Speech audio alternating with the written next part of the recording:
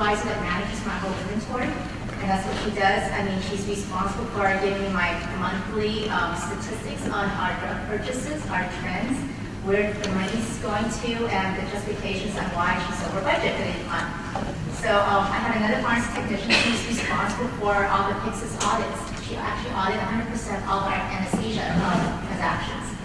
And on a monthly basis, give me a report on as far as, are there any outstanding transactions that are unresolved discrepancies type thing. And she is on a first-name basis with all of our anesthesiologists. I mean, they sort of fear her emails because they have 48 hours to turn around an explanation, else discount as unresolved discrepancies. I have another pharmacy technician who manages the Pyxis system. So it's the whole inventory, managing all the reports, actually the whole thing. And the inventory in it, when to take medications out, when to add medications in. So I mean, technicians really have come a long way. And the challenge that I have as being a director is that I can't find really qualified technicians because a lot of them are going to the field, after 6 months or so of training, can barely do IVs, don't really have much Pyxis experience or any automation experience really. And one of our criteria for all my technicians is you have to be CPHT certified, 100%, and you have to have at least 2 years of experience. So that's the entry criteria. Ideally, and it's just interesting after hearing your talk, I was just talking to Rita Shane. I'm not sure if many of you know her. She's a director in the LA area of one hospitals about 2 years ago. And she was working, at that time, working with the State Board of Pharmacy in creating a program for pharmacy technicians, like a residency program, a one-year residency program, where you take the technicians that are, like you said before, in the past, you have technicians who's in the field for just a couple of years doing their, when they're going to school to get their BS degree or whatnot. It was sort of a side job type thing. But as pharmacy over the last 20 years, we moved really towards clinical pharmacy, and the pharmacists now aren't really interested, as interested in just the operation side of pharmacy. They're more interested in the clinical side, and drug management, therapy management. We really need strong backbones. At the end of the day, pharmacy needs to get the right drug out the door, and there's a lot more automation. And the best person to really manage the inventory, sort of like the nuts and bolts of pharmacy, is really the technicians. And we depend on, in my hospital, in my pharmacy, we depend a lot on our technicians to really run the day-to-day operations. I depend on my pharmacists to manage drug therapy, manage physicians, and make sure the patients get the right medication and do better medication therapy. But the automation piece is a perfect piece for the technicians to do. And that's what our challenge is to get the right technicians that really want to move that direction. And I have to push mine actually to say, you can do it. So I am glad that, that the PPMI really supports the technician role. I'm glad to see the future of the technicians, and I'm in full support as far as the spin-off where the technicians will form their own group within CSHP or in partnership with CSHP. So a little bit about support of your talk. As far as conflict of interest, I really don't have any. What I want to share with you about is medication reconciliations. And if you look back in the literature, there's a lot of studies that have shown the effectiveness of using pharmacy technicians to really perform medication reconciliation. So for just a review, is the process to optimize the patient's drug therapy and or treatment or reducing adverse drug events at the transitional points across a continuum of care. So the steps in it, the first step is obtain and document complete list of patients' medication when they enter the hospital, compare the list with any new medications that patients being prescribed while they're in the hospital, and when the patient's discharged, communicate this list to the next provider. So the patient's role in medication reconciliation is really important. They're the one that tells you what they're on. The challenge we have is that they don't usually know what they're on. A lot of times we have many patients coming in, they bring their bottle in with a mix of multiple medications they're taking, and then you have to sit there and you have to figure out what is the right pill. And that happens on a daily basis. Our previous workflow is, the physician brings in their bag of medications. It could be theirs, could be their, husbands or wives or whatnot. And then the physician review or actually the nurse collect the data, and then the physician review the list. And when we first came out with this,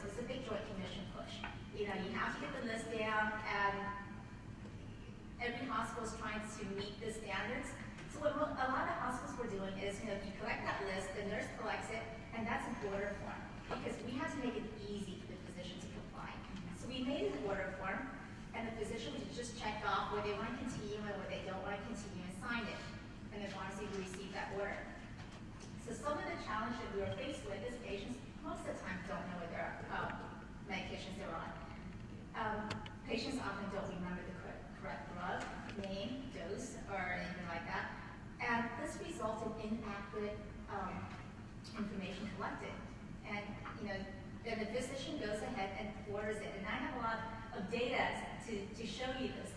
I remember a phone call I got one weekend when I was at home. So on a Sunday, one of the pharmacists called me up because the nurse collected data and it says birth control pills once a day. So, of course, the physician signs off on it saying, yes, I want to continue that. Pharmacy gets that fax order. And the pharmacist said, which one, what day, So she calls him up, and this happened to one of the surgeons. So she calls him up, and he said, well, Dr. X, I don't say his name, which birth control pills and what day do you want? This is an incomplete order. So he barked around the phone saying, I wrote what I want. If you have any questions, have a minute to call me. So I get this phone call from my Sunday. So this is typically what we get. And some of the other contributing factors, this is a complex process. There's a lot of medications that are used for off-label use.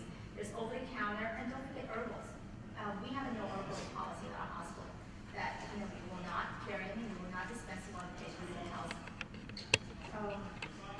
And some of the other compounding risks of the problem is that 60% of our adults over age 65 are on at least 5 medications. And with the new guidelines that are coming out, there are out, you have congestive heart failures, you're on a list of medications, you have stroke, you have another list, and you have, so the list goes on and on. Over 15% of them take more than 10 medications. An estimated 1/3 of patients do not take the medications as prescribed. How often is it when you see a bottle that says take 1 tablet and the patient is telling you, well, no, the doctor told me at my last visit that I'm supposed to take half a tablet or 2 tablets at a time. And the cost of poor adherence is as much as $290 billion a year. And we heard a little bit about this morning as far as the cost of healthcare and the wasted cost of healthcare. So this is on the day when we first started a medication reconciliation process, where the nurses collecting the data. And we were following it on a weekly basis, and we looked at the percentage of orders that we receive in the pharmacy as complete, where there's a drug, a dose, a frequency, a route, and a frequency. The pure, simple, stuff. And what we're finding is about half of the time, the pharmacist on the phone, calling the physician, calling the family member, because most of the time the physicians know, calling family members to get the correct information. This is the percentage of problematic orders, and it's significant. A lot of times, the common problems we find is that incorrect dose and strength. And if you follow, this is about 5 weeks worth of data, it's pretty consistent. Incorrect dose and incorrect strength continues to be the highest problem area for us. The frequency was missing a lot of times. The name is incorrect, the dose is incorrect, and guess what? The physician still signed off on that order sheet. So what happened was we had significant medication error because of this. And it actually ended up in not so nice an outcome. So we stopped the process. We just altered the process in 2008. We said, we can't continue with this because what happened was we got an order from that was faxed down to the order, and the wrong patient sticker was put on it. So as far as pharmacy is concerned, we processed that order correctly, but it went to the wrong patient. So we just altered the whole process. It was fought with errors. At that point, I was presenting a lot of data saying the process we have does not work. I did not want that as an order because the physicians, if they have to write an order, they will not leave out the dose and the route and the frequency. But if they're just signing an order, as you can see by the data, all this information was left out. So we went back to the drawing board and we developed a homegrown system. We call it MedRecon Plus system. It was developed in 2008. And it was interesting because in 2005, when the whole medication reconciliation process was put out by the Drug Commission saying every hospital had to comply with it, I actually put together a proposal to have pharmacy technician be the core person who collects the data. And that was going to be an increase in FTE, and at that point the Joint Commission says, well, you can do all this without increasing FTE, so that was not bought. In 2008, I brought out my 2005 proposal again and said, okay, this is what we're going to do. And was accepted at that point. So in 2009, we started the process, and we continue that process till today. So I have 3 technicians each day, Monday through Friday, and 2 on the weekends. And their whole role is to collect information from MedRecon. So right now, on the mission, the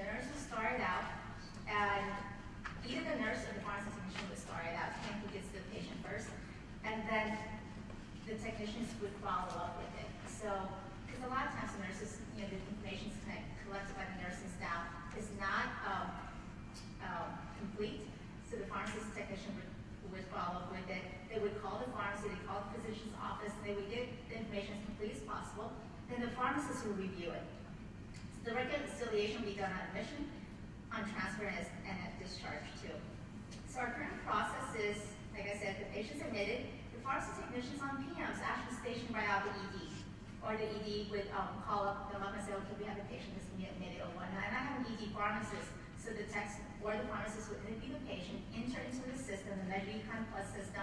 The pharmacist will review it, approved it, and it's there for the physicians to use. At discharge, the physician would log in. They would pull up the home medication. They would pull up also the inpatient medication. And I will show you a little bit later. And then we'll just check off whether they want the patient to continue on. This is one of our pharmacy technicians who's doing the review with the patient. So the pharmacy technicians perform all the initial intakes. So every single patient that is admitted in our hospital today is being reviewed by the pharmacy technicians. They go in and actually talk to every single patient, including the same-day surgery patients and the cath lab patients. So we actually call them up the day before they're admitted to review the medication list with them. And we have that list in the chart ready for the physicians the next day before the patient is admitted for surgery. So we started a pilot program in 2008. The blue bar, we started on 5 West, because 5 West is our cardiac floor. I have some high-profile cardiologists on that floor who are best friends with the CEO, so we thought we'd start there first. Because if anybody's going to bump, it's going to be on that floor. And plus, the other thing too is we have those cath patients who comes in that morning, so we want to make sure that we have a process in place to capture your admitted patients and your same-day surgery type patients too. So the blue bar is 5 West, and then the red bar is all the other patient care units. So as you can see, we ramp up pretty quickly, and within probably 2 months or so, we started out with just 1 shift a day, 5 days a week. Then we gradually moved to 2 shifts a day, 7 days a week. And we were completing about 89% of the time. Our reports today, and I monitor this on a weekly basis. My technician supervisor actually sends me my report on a weekly basis. Every Monday, I get a report of the prior week. And my goal is for us to complete the medication reconciliation process, which means from the time the technicians interview the patients to the time the pharmacist is finished reviewing. So I want that turnaround time to be less than 8 hours. This is a challenge for us because we only have technicians for 2 shifts a day. We do not have them at night. And my logic was that, pharmacies aren't open at night, physicians' offices aren't open at night, and members, you're not going to be waking up any, family members at night. So I have 2 techs that starts at, 6:30, 7:30 in the morning. So we concentrate our effort more in the morning when the family members are there, and the pharmacies are open and stuff like that. And we capture all of our same-day surgery type patients, anybody that we've missed, or any patients that are admitted throughout the night. So between about midnight to 7 o'clock in the morning, I really don't have anybody interviewing. So for us to even get our turnaround time within those 8 hours is a challenge. So therefore, my goal is not 100%, my goal is 80%. So I want 80% of all patients admitted to have their turnaround time within 8 hours. We're almost there. I mean, we've been consistently between 70 to 75% of all patients admitted have their list ready within 8 hours. 98% of the home med list is complete within 16 hours, and we're pretty much close to 99+% within 24 hours. So within 24 hours of admission, every patient has been interviewed, reviewed by a pharmacy, and the list is ready for the physician. And we made some changes in our, our policies too within the hospital. So this is the data we constantly are looking at. So the percent of patients with medication lists completed upon admission. If you notice, it's pretty much 100%, 98.9%. And this is over like the last year and a half. So our program, I think, is sustainable. Our data shows it's sustainable. And as far as computer-generated, because it's nice that we collect all the information. What do you do with it? And does patients benefit from it? And this is something that we always monitor too. About 85% of our patients are actually going home with that list that we collected on admission. So therefore, the nice thing is sometimes, and what we tell patients to do is take that list to your next provider, because now you have a baseline. When you were admitted, you did not have a baseline. Now you have a baseline as far as like what you're taking or should be taking. this is our medication, MedRecon Plus use. And if you look at the last, and this is all of the main units that we have, 3 West, 4 West, 5 West, 6 West, and our Joint Replacement Center. The percent completed and the percent reconciled on discharge. And if you notice, it's close to 100%. And these are our major units. And this is something that we monitor to make sure that we're not doing a lot of wasted effort. The data we're collecting, which is in the blue, is close to 100% completed by the time the patient's discharged. And the bar in the red is what's reconciled at discharge. And that's what the physician step is, what they reconcile at discharge. So our physician loves the program. The other challenge we had was, okay, it's nice when the patient's admitted, there's some medications that you want to start, and there's some medications that you want to not start on admission. So we created this report for the physicians that get printed out on a daily basis, reminding them that these are the medications the patients are on, which is the top, the routine, the PRN medications the patient's taking right now, and on the bottom, these are the home medications that were not ordered, and it's there as an FYI for your review. Because remember, one of the Joint Commission thing is that you have to reconcile. And by reconciliation, it means that you look at what the patient came in on, what they're being prescribed when they're in-house, but don't forget those medications that are sort of being put on hold while they're in-house for whatever reason. You want to either address it with the patient at discharge. Do you continue? Do you not? The patient came in with a bleed because they're on a Coumadin. You want to hold that Coumadin dose, but don't forget, they were still on it for a reason. So when you took care of the acute episode, do you want to continue with those medications when the patient goes home or not? Or what are you going to tell the patients? Because they still have that bottle of medications at home. You need to deal with that. So we have the exception list at the bottom for them. The other thing that we had put into the system, and this was, it was a push from our quality department, because they said, well, it's nice for you to do that list, but what do you do if the physicians don't order some of the critical medications? And I asked them, I said, what do you consider critical? So they gave me this whole long list, all antibiotics, all cardiovascular medication, all GI prophylaxis, so the whole long list is basically my formulary. And I said, we don't really have enough staff to do the reconciliation process for that, but I did commit to 4 medications, and that's insulin, warfarin, digoxin, and levothyroxine. Because we felt those are pretty important medications. The patient should either be continue on it or not, and have that conscious decision being made. So what happens is that if any of these 4 medications are collected by our technicians on admission, the system actually do a check every 4 hours to see whether this medication was prescribed when they're in-house or not.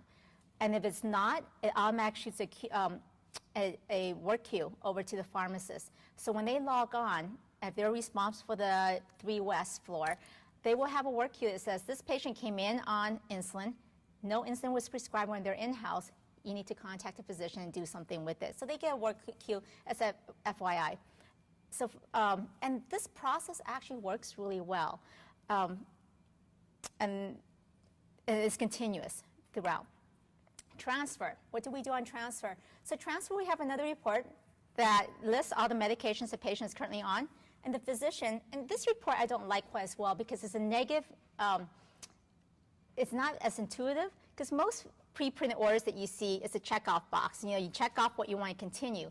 Well, and this is actually just DC what you don't want to continue. So it's sort of a negative thinking process. But once again, this was pushed because we tried to make it easy for our physician. And at this point in time, we're not going to change because they're so used to this. But basically, it has all the medications they're on. It also lists the home medications that were not continuing when they're in-house as a reminder upon transfer, because that was one of the Joint Commission thing, is that you have to look at those home medication and address it.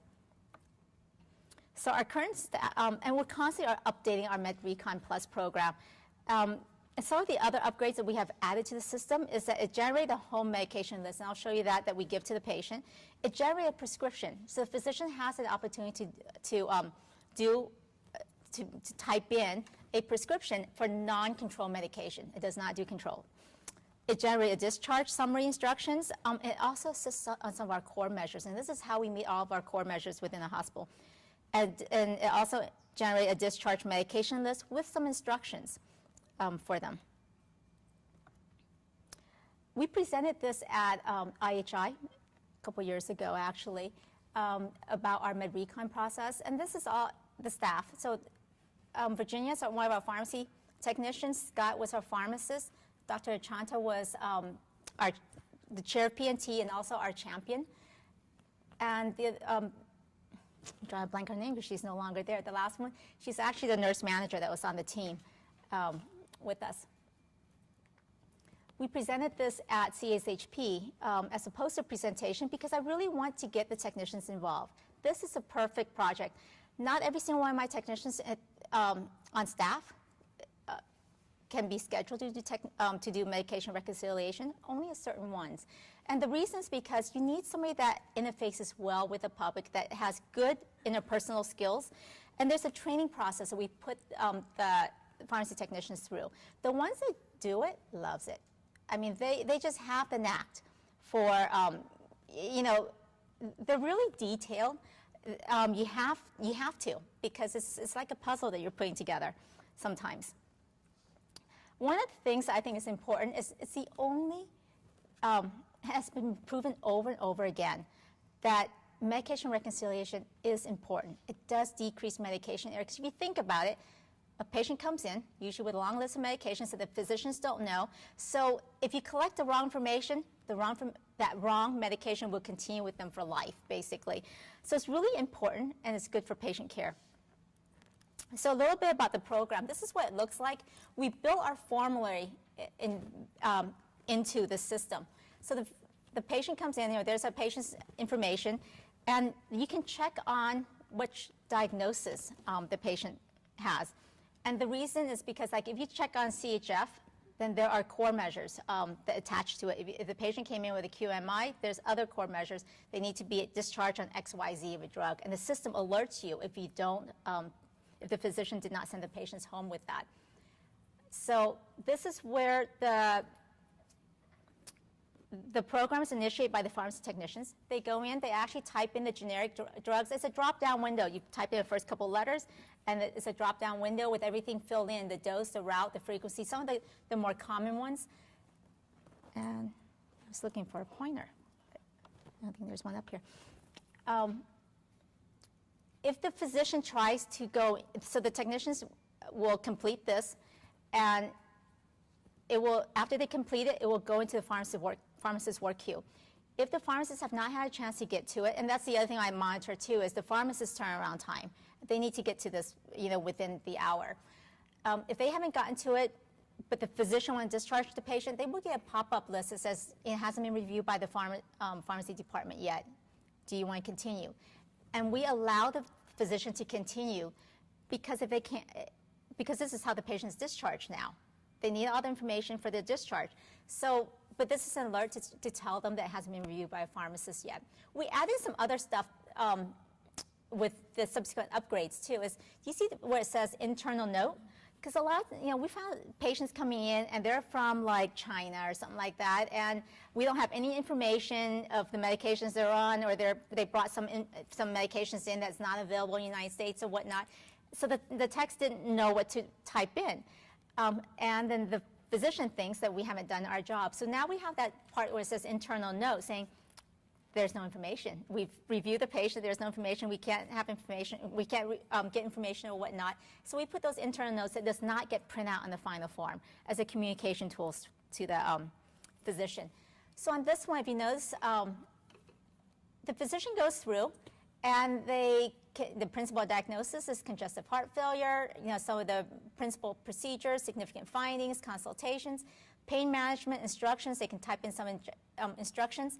Because the patient came in with congestive heart failure, it will lead you to what's the ejection fraction, because that will drive what the patient needs to go home on.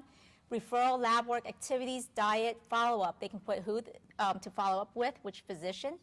Some discharge instructions. And if you notice at the bottom there was the MRSA. Did the patient have methicillin-resistant Staph aureus on admission or not? Or during hospitalization. And if that box is checked off, there's actually this instruction sheet that will get printed for patients that tells them what to do when you go home. Here's a medication list. import current inpatient medication. The physician clicks on that. It will import all of the inpatient current medication. And the physician then can check off, continue, home, or stop. Or some of our surgeons, this is like a cop-out for some of our surgeons. They don't want to really deal with this, so they check off the box that says check with MD. Check with your primary MD. Continue what you're doing, but go home and check with your primary MD. Because their point was, well, I have a dialysis patient that came in. I just fixed a shunt. I don't know anything about those 20 dialysis meds that the patient's going to be going home with. I don't want to touch it. I don't know half of those drugs. So they check off the box, check with MD. Okay. The next thing is like a reminder. The patient has CHF. Yes, and the injection fraction is less than 40. To meet the criteria, they need to be on ACE inhibitor or an ARB medication, or you have to specify what is the contraindication. So the system will tell you. It's color-coded. Green means, yes, continue with your home meds. Blue means check with your MD. And red says stop. So the physician actually wants to stop that last drug, the metformin. Here is a reminder for them. Because the patient has CHF, they did not meet these core measures. These are the medications that we have on formulary. Do you want the patient to continue with them or not? And they check off whether they want to continue with it or not. Or they can just type in some other medications they want besides the one that we have on formulary. So we add in our core measures to this and really drive the physicians to do the right thing. It also drives our statistics too. Here's a report, a sample report. So remember that box that was checked off for MRSA? This is the prevention at home for MRSA. So at the end, the physician will print out 3 copies, one for them to keep for their own chart in the office, one for the patient, and one for the chart. This is a discharge summary record. It lists all that stuff that he typed in, who to follow up with, what is activity, diet. Now it's legible, and the patient can take this home and has all the information in it. This is what the patient will be taking home with them. These are the medications for you to take after leaving the hospital. There's your list, the dose, the route, the frequency. Do not take these medications. These are the medications you came in with that the physician now addressed and said, don't take them. Because that's the problem that patients have is when they get discharged, they really don't know what to take and what they shouldn't be taking. So we address it here saying, do not take these medications. And that's a prescription they can give to the patient so they can have it filled. So that's a little bit about our MedRecon Plus system. And it's fully managed by the pharmacy technician. Yes? What computer system are you on? CPA platform? We're actually moving to Epic, and we're going to... Were there screenshots or what's... Oh, you know what? This is just a homegrown system. Okay. Currently, we have McKesson system. There are vendors out there that does the exact same thing as this. Just looking at the flow, kind of wondering which system that came from, because it looks a lot more customized. This is, we actually built it. It's a homegrown system. We mirrored it after some of the other vendors. I mean, there are vendors that you can purchase this. And we just, over time, added more stuff into it to make it easier. And one of the things we had to do was to make the physician see the value in it. Because now, instead of just writing discharge home, they have to go through the system, and it takes them a little bit longer to do. So the value to it is they will be able to meet all their core measures, and then eventually, we give them feedback saying, you're only at 50% compliance. We need you to be at 100% compliance. And now they can't discharge a patient without going through the system. And that's how we get the 100%. Yeah. Yes? You were saying earlier that you have techs dedicated to this. And do you have an FTE number where you have technicians that are dedicated to MedRec installation or Total is 4 FTEs so for this whole. four technicians, is that just for MedRec or is that for the MedRec Pyxis? Nope, it's just for MedRec. And that's all they do? That's all they do. When you had you were talking also about a residency program and a training program that had a CPHT requirement plus a 2-year. No, that's the techs that come into the ones that I would hire for my department. They have to have CPHT certificate, and they have to have 2 years of inpatient experience. Are you able to do that at the hospital level, or does that have to come through a corporate mandate, or was that something? That was my policy. I wrote it up as a job description. In the med reconciliation, do you take a technician that has to be bilingual? Do you have added qualifications that go with some of that? You have to have good interpersonal skills. Because you know what, we can't really, you know, one of the things that you want to try to avoid is to speak a different language. English has to be the primary language. Just because you can speak Spanish does not mean that you know how to speak medical Spanish. You know, so no, it's not a requirement there. And what were the 4 medications you had as target medications on the med reconciliation? Insulin, warfarin, digoxin, and Synthroid. DIG. And that actually held up some discharges? I mean, 'cause there's always this pressure of getting somebody out the door quicker because it's not. No, because that program runs every 4 hours. That check runs every 4 hours from admission. So as soon as the techs finish collecting the data, and the pharmacists, the pharmacists finish reviewing it, the alerts will get sent every 4 hours.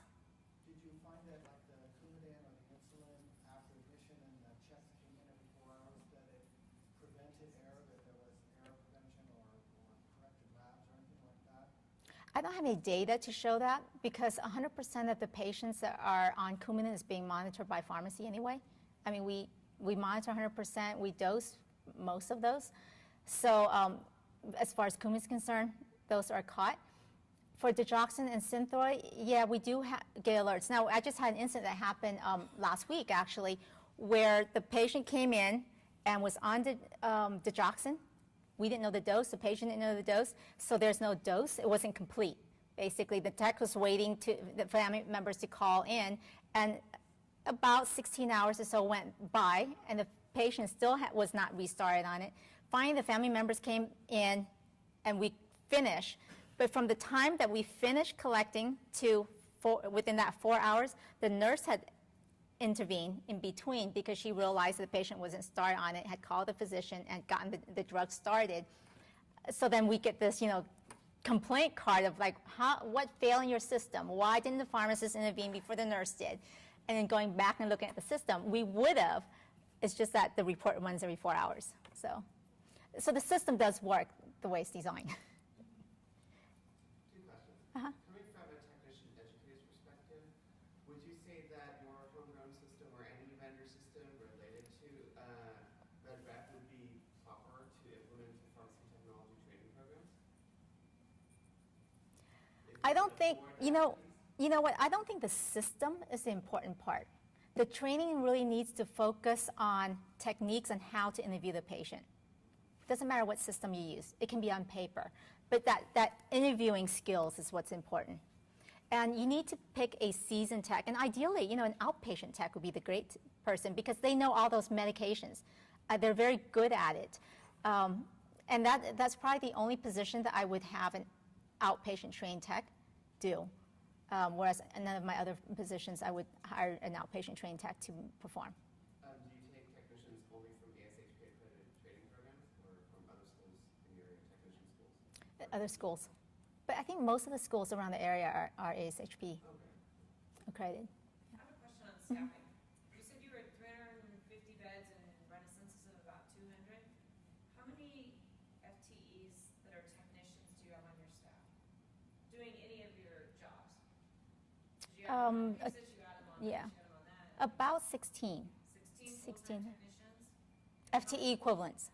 FTE equivalents, and then how many pharmacists? I have a total of 42 FTEs. 42 FTEs, 16 of them are technicians. I would probably say, let me think real quick. Because some of those FTEs are, you know, exempt people like my clinical coordinators, my operation managers, and my buyer, my purchasing agent, / technician supervisor, she's exempt. Did you count her as one of your technicians then? No, I did Okay, not. so Yeah, 17 technicians. right around there, yeah. I would say probably close to half. I guess I would be more than that. So probably about 17 FTEs of techs. But what I would love to see are the, because one of the things I talked to Rita about was, you have people who are just the 6 months training. You go through the 6 months, 9 months training program, and they're just doing it because it's a job. That's it. So which is fine for the outpatient world, and where you're just filling prescriptions day in, day out. That's fine. And then you have the pharmacists on the other end who aren't really interested. There's very few pharmacists really interested in the daily operation part of it. More of them are more interested in, attending the codes and being at the patient bedside and that type of thing. So we have this huge gap in the middle of, people that went to school and got a BS degree in biology, chemistry. They don't really want to go to med school. They don't really want to go to, anything else. But they're very bright, very interested in processes, streamlining process and technology. That's where I find that we need to get our technicians involved in. If you look at the PPMI, that's the niche, is those 4 years, because you have the one end, if you're looking at salary, from a salary standpoint, you have one end that is, 40, 60 or so, and then you have the pharmacist end. But what you're missing is that middle part of taking some of the bright, computer science majors or the chemistry measures or whatnot, and getting them trained in pharmacy. So I think that 1 year, 2 years of really focusing on pharmacy on top of maybe a 6 months, 9 months, technician training, or maybe a year of technician training or something like that. So now you're taking somebody with 2 additional years of focusing on just pharmacy operation training and put them in the middle, salary scale, right in the middle of where the techs and the pharmacist is. That's what we need, because they're the one that runs the backbone of the pharmacy. There's no reason why they can't be an operation manager. There's no reason why they can't be, that's what my, the buyer is. She runs the annual inventory. I do not get involved with my annual inventory. I get a report from her. I look at her turns, and she provides me a report. She provides a report to my finance department and provide me with trends. Now, I give her tools to be able to trend our drug purchases and stuff like that. But that's what we need. And, I would love to see the technician group really develop a program like that, because there really isn't a program out there that would provide that type of tools for the technicians. So currently then the positions, do you have like a curious scale for your salaries for your technicians? We If mean, you've got them doing more sophisticated roles, does the pay? I try that because right now, and some of the hospitals around our area has like Tech 1, Tech 2, Step 1, Step 2, Step 3, that type of thing.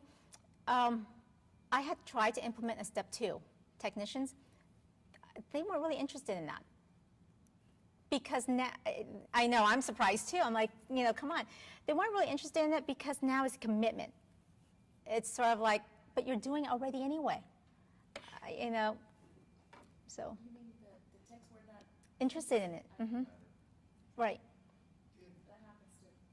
Yeah. Extending the training for your technicians give you longevity and career model kind of thinking in your technicians? That was one of the questions I had for her earlier, is how do you find that you have ideas for extending pharmacy technicians into a career mode for the technicians rather than the transitionary job to a different career? Do you want me to answer? Yeah. Well, when I worked as a technician supervisor, one of the things that I did was I created a step levels for technicians. It was one of those things that I wanted to do. And when I first got to my director, we went to HR and that we were told, no, you cannot do that, it's not gonna happen. But we just kept working on it. And eventually we created this, what we call clinical pharmacy technicians, and actually there's one of them in here. And so we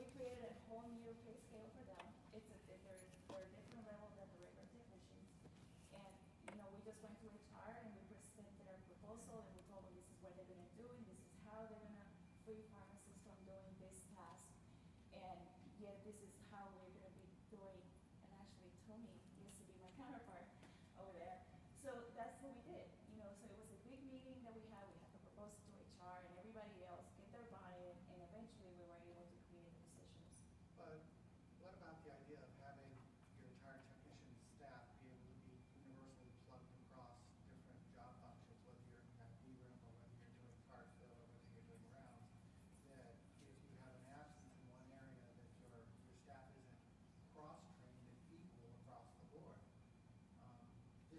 This changes that dynamic and has been more worthwhile? No, actually, because we do have 8 clinical pharmacy technicians, so they actually can cross over among them.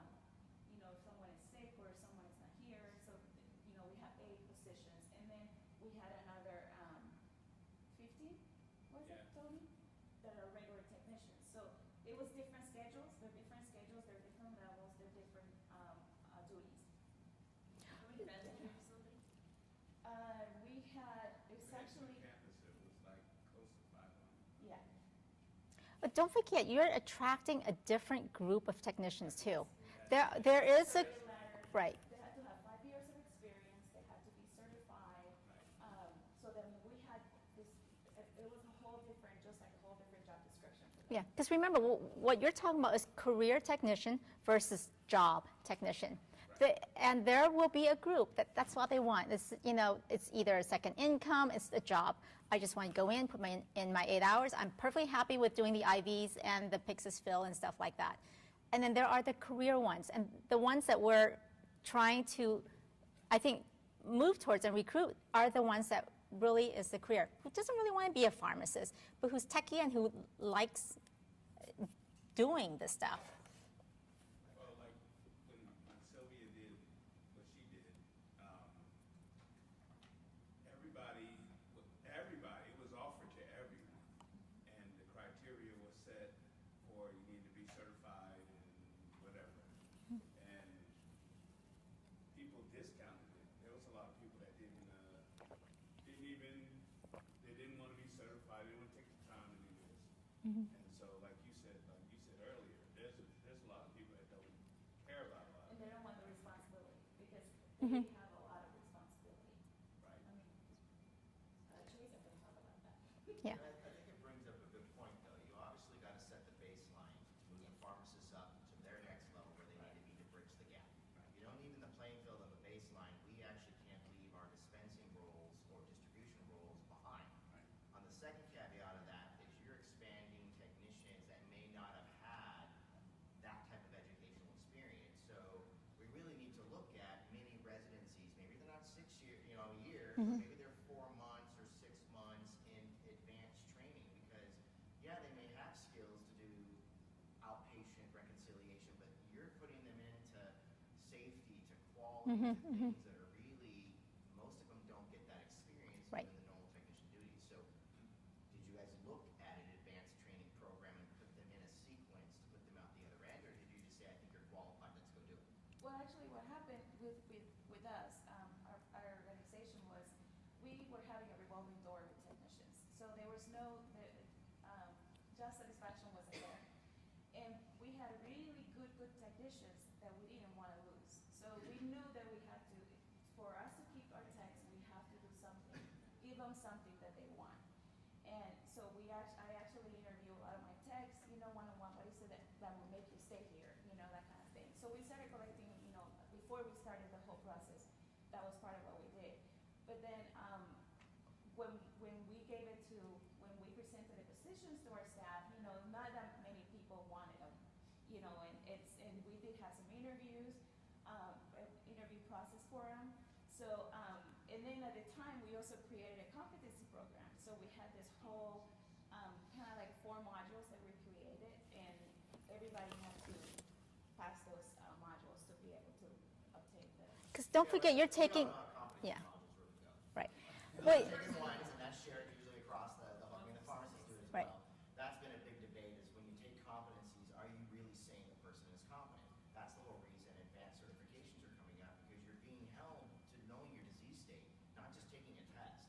Yeah. So I'm really curious, because we find that difference when you do residency program and advanced training programs, we mentor them through that change. Are we doing that, or we're really saying, here's a packet of tests, take it, No. and then you're qualified? Right. Or is there some don't forget, you're taking the entry criteria is you have to be an excellent tech.